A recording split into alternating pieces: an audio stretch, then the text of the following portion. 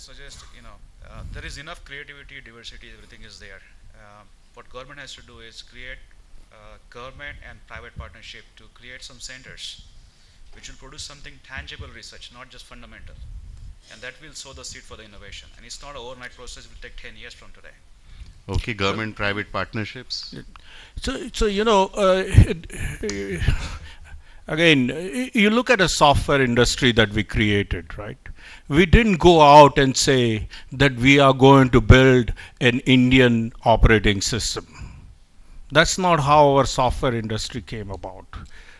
We didn't try to create or legislate like actually China tried to, that we will not be using Microsoft operating system, we'll only use open systems and all.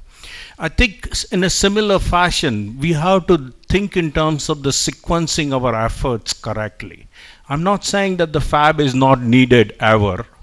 I'm simply saying that unless you have a local demand built up, if you started building a fab, and I'm particularly talking about a CMOS fab, we will pour in tens of billions of dollars into the ground, which has actually been done by countries like Singapore and Malaysia, with actually making losses after 10 years.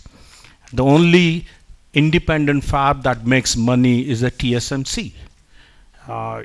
Unless you have to look at it from the point of view of bottom line, right?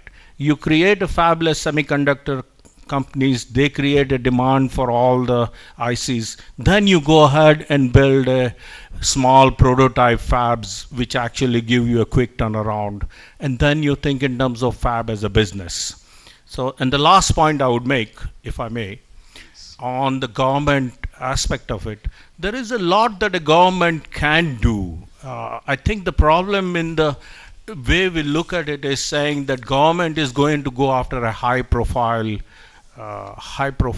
assistance. What actually they need to do probably is not to go for things that actually help. For instance, the innovation comes from a small company. The small companies have a problem in terms of the tools, in terms of actually setting out and sending ICs for it. We don't train our students to actually build real ICs. All of that comes out of the fact that in US they had a shuttle program where actually university students can actually get money from a government to send their, they set up a semiconductor shuttle program that they will actually produce a student ICs out of fabric. We don't have a similar one around. So a government assistance is great, it's very useful. You just have to think through more intelligently. Okay, it's been flashing there, time's up for a few minutes. But like what happens in the Indian Parliament, that the speaker keeps on saying your time is up, that bell is there which they keep on ringing, but the speaker who has the mic keeps on speaking. All right, so I will indulge in that for about 30 seconds.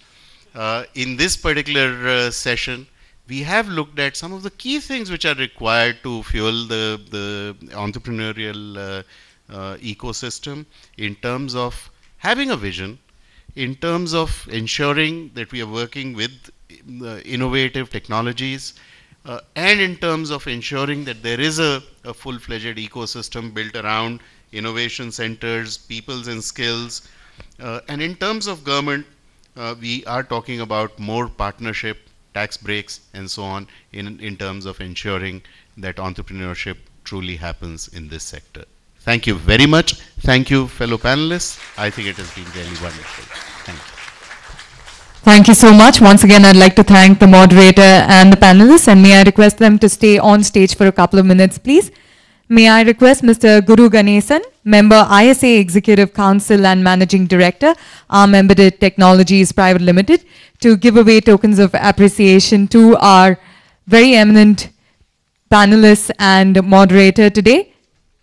Dr. Hemant Kanakia, President Kanakia Ventures. Thank you so much, sir. Mr. Balaji Kanigicherla, Founder and CEO in Ada Systems Private Limited. Thank you so much once again. Mr. Nitin Komavar, CEO, Ketone Technologies. Thank you.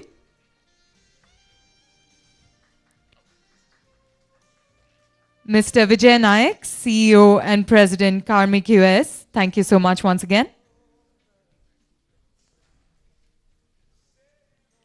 Also, we'd like to thank the moderator for the session, Mr. Pradeep Gupta, Chairman and Managing Director, Cyber Media India Limited. Thank you so much.